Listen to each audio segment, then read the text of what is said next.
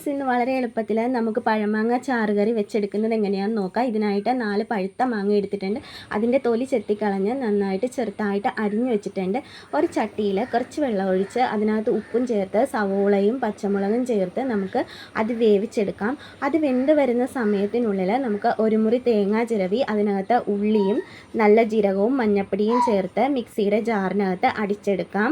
ആ ഒരു സമയത്തിനുള്ളിൽ തന്നെ വറ്റൽമുളകും ചെറുള്ളിയും നമുക്ക് ചെറുതായിട്ട് അരിഞ്ഞു വെക്കാം കേട്ടോ, കടുക് പൊട്ടിക്കാനായിട്ടാണ്. അപ്പോഴത്തേക്കും നമ്മൾ അടുപ്പത്ത് വെച്ച മാങ്ങ വെന്ത് കിട്ടിയിട്ടുണ്ട്. ഈ ഒരു പരുവം ആകുമ്പോഴത്തേക്കും ഓഫ് ചെയ്യണം കേട്ടോ.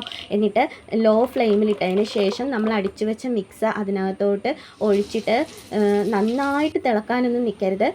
ഒരുവിധം ആകുമ്പോഴത്തേക്കും തന്നെ ഓഫ് ചെയ്യുക. എന്നിട്ട് നമ്മൾ കടുകും വറ്റൽമുളകും കറിവേപ്പിലയും എല്ലാം കൂടെ ചേർത്ത് മിക്സ് ചെയ്തെടുക്കുക.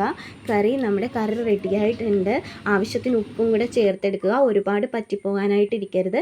ഇത്രയേ ഉള്ളൂ. വളരെ സിമ്പിളായിട്ട് ഈ പഴമാങ്ങയൊക്കെ ഉള്ള സീസണിൽ വളരെ സിമ്പിളായിട്ട് നമുക്ക് പഴമാങ്ങ കറി വെച്ചെടുക്കാം. അപ്പോൾ കുട്ടികൾക്കൊക്കെ ഇഷ്ടമാകും. ഇത്രയേ ഉള്ളൂ നമ്മുടെ വീഡിയോ ഇഷ്ടപ്പെട്ടെങ്കിൽ ലൈക്ക് ചെയ്യുക, ഷെയർ ചെയ്യുക. ബൈ.